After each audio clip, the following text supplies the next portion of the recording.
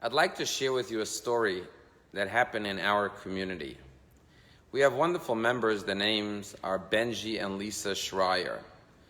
And Benji's parents, Bernie and Flo Schreier, relocated from Detroit, Michigan to West Palm Beach a number of years ago so they could be closer to their children. And they moved into MorseLife assisted living facility. Well, because of the pandemic, all of the residents at Morse have been isolated and no visitations are allowed. And as a result, Benji's parents, Bernie and Flo, have been in their apartment at MorseLife. Well, Benji has a brother whose name is Noah Schreier, who lives in California. He works for the state. He's an insurance adjuster. And he was growing very concerned over the fact that all of these weeks and then months were passing by and he was unable to visit his parents. And he said, my parents are getting older, I need to spend time with them. And he kept on calling MorseLife to see if there's any way he could visit his parents. But because of the pandemic, of course, they said we cannot allow anyone to see their parents, to visit family members, because obviously we have to keep our residents safe. And finally, in an act of desperation, Noah Schreier was thinking, what can I do? How can I get to see my parents? I can't miss out on this valuable time. And he came up with an idea. And he called MorseLife right here in our community. And he said, listen, if I were to go and take a course and learn how to be a nurse, a home health aide caretaker, can I then get a job at Morse and take care of my own parents? And Morse thought about it and said, well, we don't see why not, but you would have to live on the facility campus so you don't go in and out. And he said, fine. He went to his boss. He took a leave of absence from his work. He flew across the country and relocated to West Palm Beach, went and took a nursing course to be a home health care provider, got the license, went and got employed by MorseLife. He is now living on the campus of MorseLife as an employee of MorseLife and being paid to take care of his own parents 24/7. To me, this is a beautiful story about creativity and ingenuity, and how during this coronavirus, we've not been passive. We've not just been sitting idle on the sidelines of life, waiting for time to pass and for either a cure or a vaccine to come our way. But we've been thinking and living out of the box and being creative in every way, how to do things in ways that we've never thought of before. And hopefully this creativity will stay with us long after the pandemic is gone and will enhance our lives for many years to come. And here's a beautiful example of a child saying, I love my parents, kabed et avicha v'et imecha. I cannot allow this time to pass without me being there for them. Let me find a way to be with my parents and take care of them.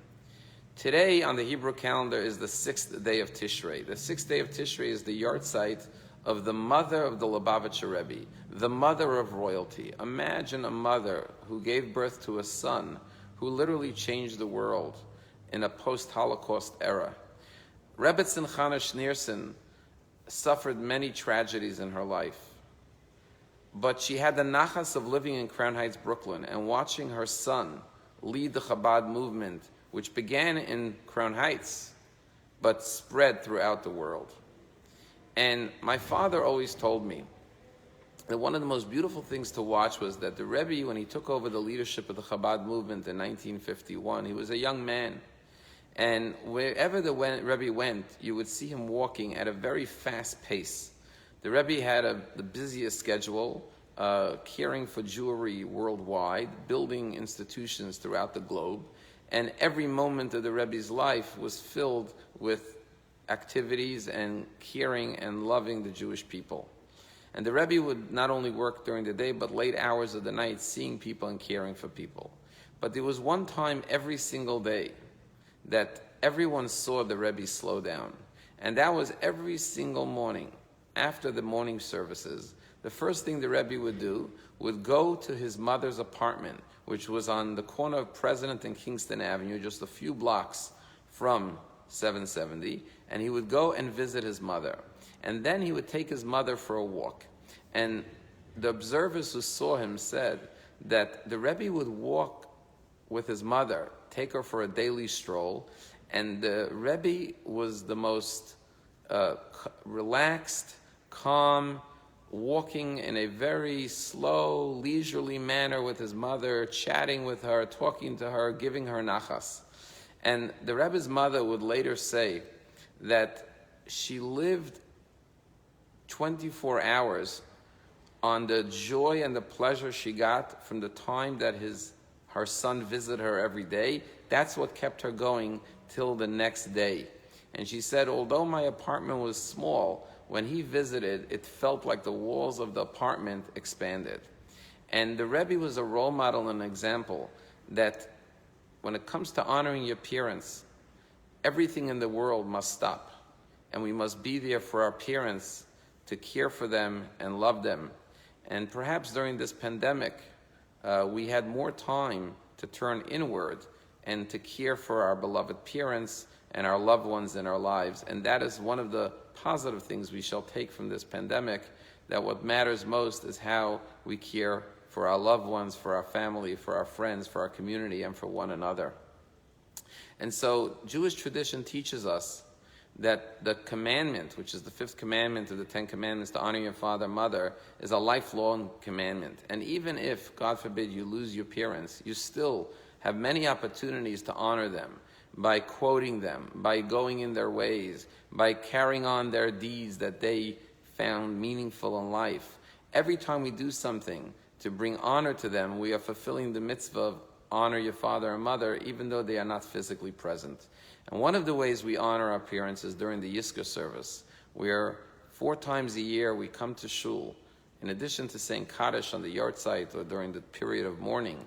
But 4 times a year we say the Yizkor prayer, where we remember our loved ones, remember our beloved parents who are departed, and we recall all their love and their goodness and their kindness and their devotion and how they enabled us to live the lives we live today. And we show them honor and respect by remembering them and what they stood for and what they lived for, and making sure that we perpetuate their lives and their legacy.